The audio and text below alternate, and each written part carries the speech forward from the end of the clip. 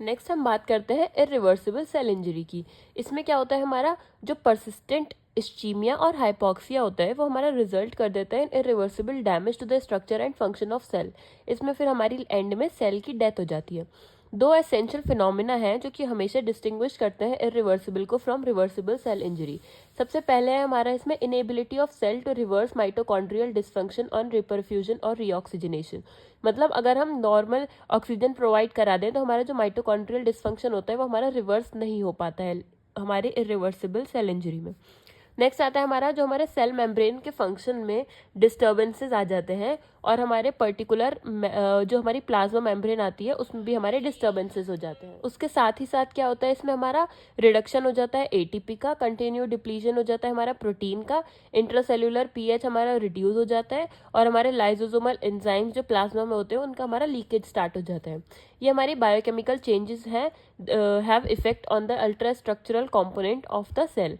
अब हम कुछ बायोकेमिकल चेंजेस पढ़ेंगे जो कि हमारा इफेक्ट करता है हमारे ultra structural components of cell को। इसमें सबसे पहले आता है हमारा कैल्शियम इन्फ्लक्स जो हमारा डैमेज करता है माइटोकॉन्ड्रिया। इसमें क्या होता है हमारा, जब हमारी कंटिन्यूड हाइपोक्सिया होता है तो हमारा large amount of amorphous calcium salt हमारा माइटोकॉन्ड्रियल मैट्रिक्स में सेल की डैमेज कर सकता है। नेक्स्ट आता है हमारा इसमें एक्टिवेटेड फॉस्फोलाइपेज, ये हमारा मेम्ब्रेन डैमेज करता है। इसमें क्या होता है, हमारा इंक्रीज्ड कैल्शियम हो जाता है इन सेल एक्टिवेट फॉस्फोलाइपेज। जो हमारा बहुत ज़्यादा कैल्शियम हमारा इंक्रीज हो जाएगा सेल में वो एक्टिवेट कर देता है फॉस्फोलाइपेज को।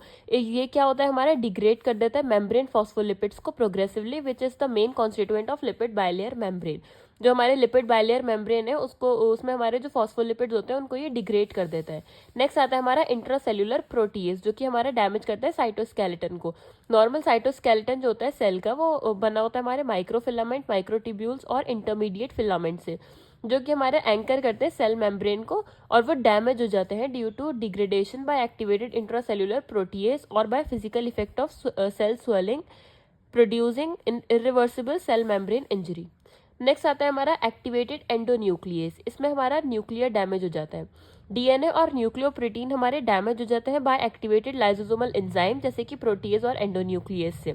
इसमें हमारा इरिवर्सिबल डैमेज हो जाता है टू न्यूक्लियस। ये हमारा 3 फॉर्म्स में होता है। सबसे पहले आता है हमारा पिक्नोसिस, कार्योरिसिस और कार्योलिसिस। पिक्नोसिस का मतलब होता है डीएनए कंडेंसेशन, कार्योरिसिस का मतलब होता है डीएनए फ्रेगमेंटेशन और कार्योलिसिस का मतलब होता है हमारा डीएनए डिसोल्यूशन।